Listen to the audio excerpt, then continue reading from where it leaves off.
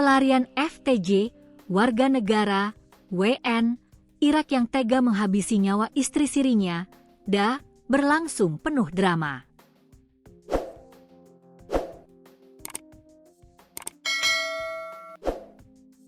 Merupakan cucu dari seniman sekaligus pelawak legendaris Betawi, almarhumah Empok Nori. Setelah melakukan aksi kejinya di kawasan Bambu Apus, Cipayung, Jakarta Timur, pelaku sempat berpindah-pindah kota untuk menghindari kejaran polisi. Tak hanya itu, pelaku ternyata sempat nyaris mengakhiri hidupnya sendiri karena didera rasa takut yang luar biasa. Panit 2 Subdit Resmob di Treskrimum Polda Metro Jaya, AKP Feci J atau PAH, mengungkapkan jejak pelarian FTJ dimulai dari Jakarta menuju beberapa wilayah di Jawa Barat. Setelah membunuh itu, dia sempat keluar kota, ke Bogor dan Sukabumi, berpindah-pindah, ujar AKP Feci J atau PAH di Polda Metro Jaya, Senin, 23 Maret 2026.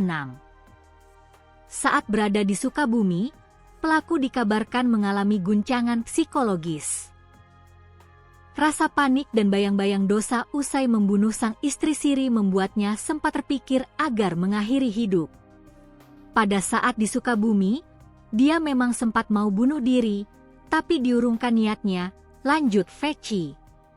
Setelah mengurungkan niat untuk bunuh diri, FTJ justru memilih terus melarikan diri sejauh mungkin. Ia memutuskan pergi ke Pulau Sumatera tanpa tujuan yang jelas. Berdasarkan hasil pemeriksaan, pelaku tidak memiliki kenalan atau kerabat di Sumatera. Ia hanya bergerak secara acak demi menjauh dari tempat kejadian perkara, TKP, di Jakarta.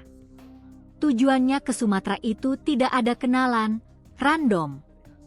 Dia hanya berusaha menjauh dari TKP, ungkapnya.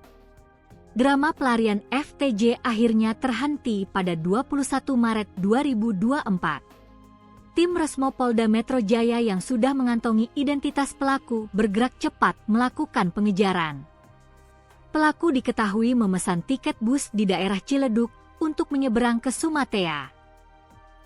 Namun, polisi berhasil mencegatnya saat bus yang ditumpanginya sedang beristirahat. Pelaku kami amankan pukul 12.49 WIB, tepatnya di rest area KM 68 Jalan Tol Tangerang Merak.